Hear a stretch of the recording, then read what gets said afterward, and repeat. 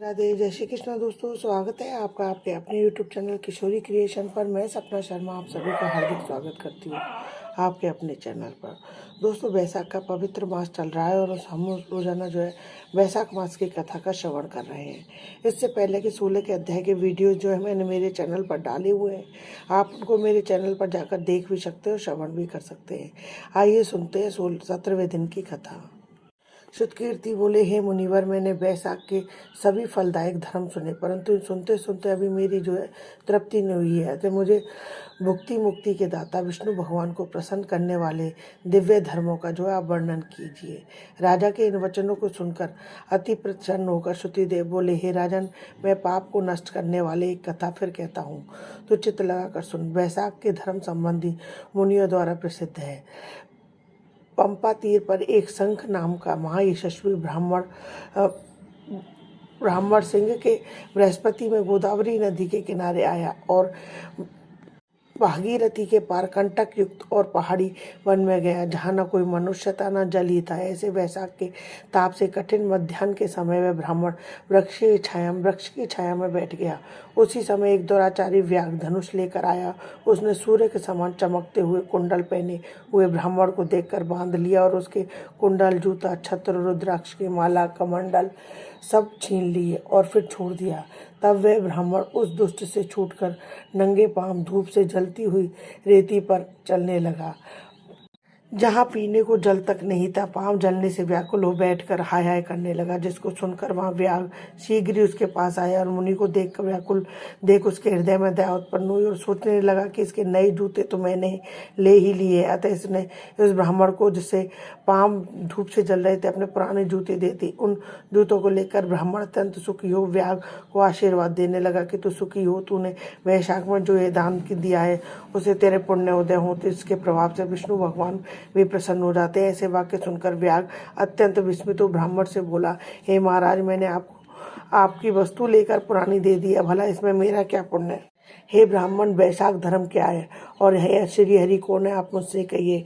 व्याघ्र के ऐसे वचन सुनकर शंख प्रसन्न हुए और वैशाख की प्रशंसा करने लगी। सब धर्मों का फल तो जन्मांतर से मिलता है, परंतु वैशाख में पापाचारी दुर्बुद्धि दुरात्मा व्याघ्र ने पात्र दान किया है, जिसके फल से तत्काल सद्बुद्धि हो गई है। संपूर्ण दान, तप, बड़े बड़े यज्ञ, तीर्थ यात्रा करने से विष्णु भगवान प्रसन्न नहीं होते हैं, परंतु वैशाख के उक्त धर्म करने से प्रसन्न होते हैं। इस माधव मास में जो कृत्य थोड़े से धन से सिद्ध होते हैं, वह बहुत खर्च करने अथवा दान या धर्म यज्ञों के करने से सिद्ध नहीं होते हैं। इस मास में ताप नाश करने वाली पादुका तूने मुझको दी है, जिससे भगवान तेरे ऊपर प्रसन्न हो।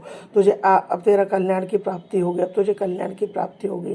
जब मुनीश्वर ऐसा कह रहे थे, तो उसी समय मृत्यु द्वारा प्रेरित बड़ा बलि सिंह व्याघ्र के वध के लिए अत्यंत क्रोध कर दौड़ता आया। उसी बीच में देव योग से देव कल्पित हाथी को देखकर पहले उसको मारने का महान उद्योग करने लगा। उस वन में दोनों सिंह और हाथियों का ऐसा संग्राम हुआ कि दोनों थककर गिर पड़े और दोनों एक दूसरे को देखते पड़े रहे।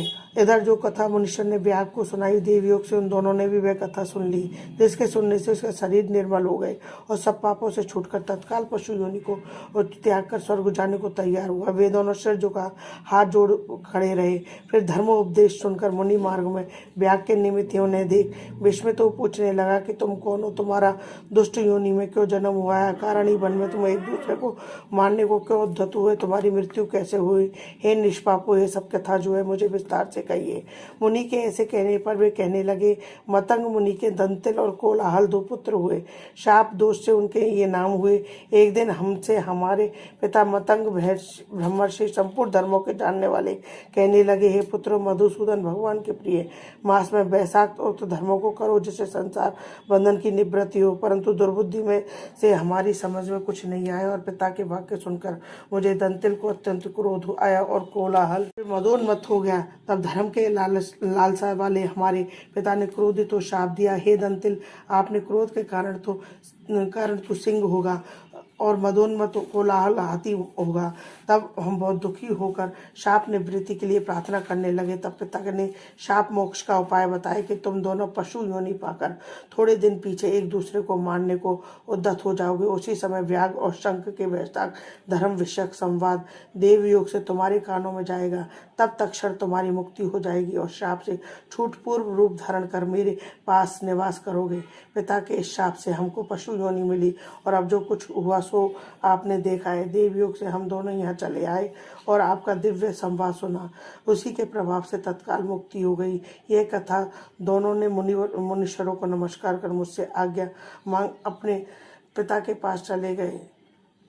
यह कथा दयानिधि मुनि ने व्यास मुनि को सुनाई। वैशाख धर्म की वैशाख मास के महत्व का इतना पुण्य फल है।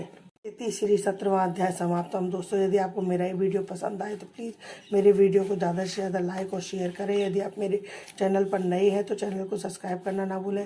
पास ही में बेल आइकन को दबाएं जिससे मेरे आने वाले हर नए वीडियो का नोटिफिकेशन आपको मिल जाए। जय श्री कृष्ण दोस्तों।